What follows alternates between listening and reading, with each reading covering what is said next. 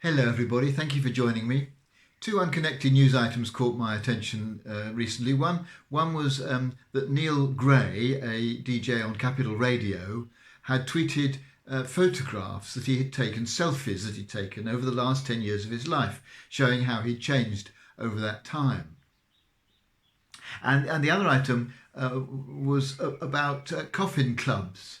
These originated apparently in New Zealand some 8 or 9 years ago, but are taking off.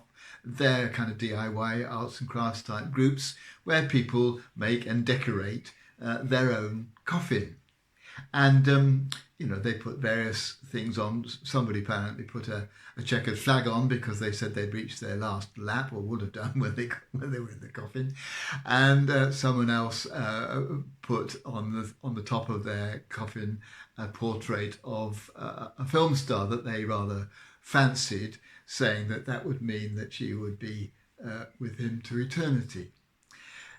The point of making these bringing these to your attention is that Neil Gray was looking back and the Coffin Club people are looking forward.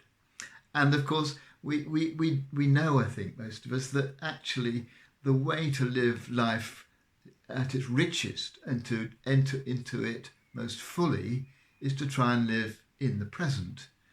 Of course, we sometimes think back with regret or with nostalgia or with joy. Sometimes we look forward with hopes, with dreams, with anticipation.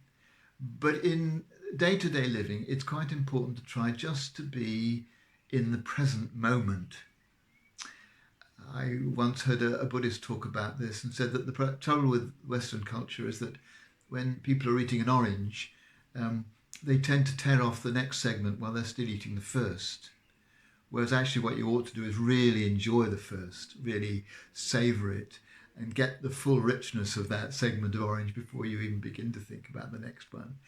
A symbolic way of saying how important it was to take each moment as it comes and not always to be thinking about what you're going to do next. Not an easy thing to do. And it's something that we need help with. One thing I've found helpful and was once suggested to me is just if you want to kind of be a bit more aware of the moment, is to be a bit more aware of your body, to be aware of how it feels to be inside the clothes that you're wearing, how your bottom is feeling sitting on the seat that you're sitting on, or your soles of your feet are feeling on whatever you're standing on. Just to be that physical awareness can help us to be in the moment. But it's certainly something worth pursuing. It helps to enable us really to enter into life at its richest. And for Christians, it's a way that many great spiritual writers have suggested of encountering God. Brother Lawrence, I think, is the best known of these. His little book, The Practice of the Presence of God, is about how in his work, and he worked in the kitchen in the monastery all his life, that in the washing up of a dish, in the preparing of a particular meal, each individual stage needed to be concentrated on and focused on, and that was where he felt he encountered God most closely. But whether we're Christians or not, trying to live in the moment is something that is worth doing. It deepens our experience of life, adds to its richness, and helps to give life an added meaning.